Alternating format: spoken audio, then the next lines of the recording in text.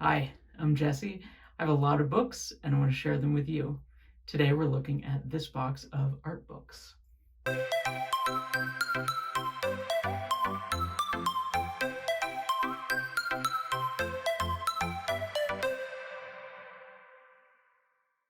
This has a mix of looking at art, sort of collections of art, art criticism, and art history, as well as instructional. And I just sort of mix them together here. One of these days, maybe I'll organize them a little better, which sounds like a lot of fun, but difficult to make that huge a mess in the apartment. So let's take a look here. We'll start out with some really cool ones. This is hard. Okay, someone really jammed these in here. Crazy for Cult movie art. So you can see Pulp Fiction and The Shining. These just have a collection of art by all different artists, and you can see there's some Back to the Future stuff here. All sorts of weird art based on movies and TV. Here's some Willy Wonka art. So Planet of the Apes, Clockwork Orange. Really cool and crazy. When they call it crazy, they're correct. And really bizarre. Wizard of Oz, Nosferatu. So these are a lot of fun, and we went to an exhibit of these in Tribeca somewhere, and that was a lot of fun to see. This huge one is a DK book, and I like them a lot as publishers. They publish these really graphic, well-designed books. Oh my God, I can hardly hold this up. This is from Sister Wendy. I don't know if anyone remembers her, but she was a minor sort of TV celebrity briefly doing art history and art reviews. She made them very accessible to a general audience. And here she picks 1,000 works of art and talks about why they're special to her and some of the meaning and some of the importance of them in a very personable way. This is excellent. I don't know if I recommend it for everyone because it's huge. But if you have a coffee table and you want a book for it, that's a pretty good one. On the instructional side, we got some interesting books shoved into here. This one's on calligraphy, how to do calligraphy, which is cool. I've had this since I was a kid, which is pretty neat. Here's a book on watercolor sketching, which is something I've gotten into in the past couple of years, and that I do on the iPad as well. And it actually uses all the same techniques. So it's the same learning, the same education to figure it out on the iPad as on paper, depending on what app you use. This is a book on the Impressionists, and I think this was one of my textbooks in college. I was a fine art major and took art history, and I can recommend this because everybody likes the Impressionists. Like, no one is like, anti-Impressionist.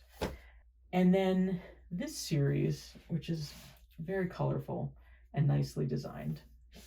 I got these through Kickstarter. They weren't traditionally published. They were published via Kickstarter. And it's these two brothers who are an artist and a writer, I think. And the artist publishes a column in which he goes into detail of how to draw, but on very specific topics that you don't normally think of. So here's 2 pages on how to draw squirrels.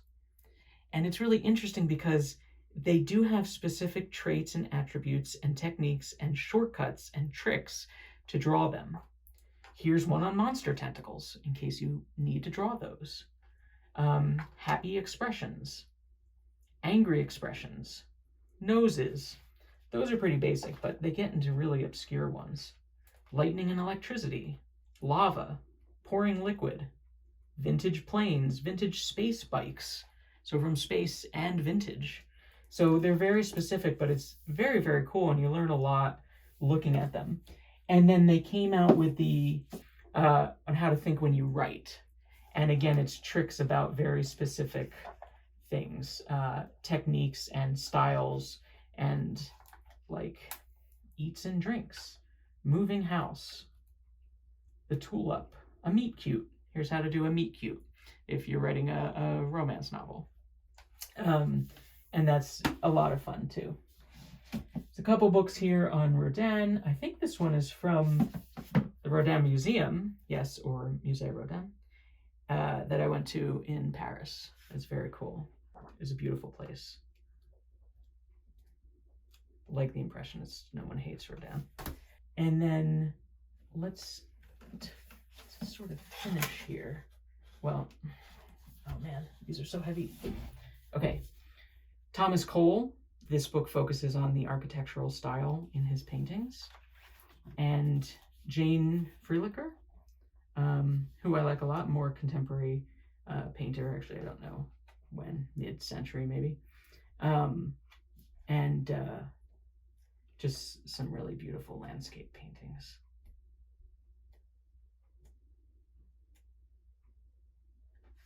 Very nice. And then the one I almost got into as a sort of last one to look at. Very nice. Sketch every day and draw what you love. This was a Kickstarter thing as well, by a woman named Simone Grunwald. And it's a series. They were actually separate Kickstarters, but this box holds them both. Oh, and they came with this mini book too, Draw What You Love mini book. And this focuses on her art and is tutorials at the same time. How to draw, how she draws, how she designs characters, figure drawing, all sorts of things, as well as a little bit of her background. Here you can see pictures of her studio and her working. Well, a drawing of her working. And then Sketch Every Day is art and sketching techniques. Look at this cool like rubber thing on the book. You like those? And the ribbon. That's what happens when Kickstarters get too much money and they start putting like add-ons onto the book, which are cool. But this is more sort of how to sketch and techniques for drawing. And they're very good and very accessible and easy and well designed. And I just appreciate the design and effort and skill that goes into these. So I think that's it for this box. I've got a pile of books here that's about to fall over because these are heavy art books. And I have them placed here so that when you walk into the apartment, this is what you see first. Some of these beautiful, well-designed books. So that's it for today. Be sure to like and subscribe. I appreciate it. And I'll see you soon with more books. Thank you.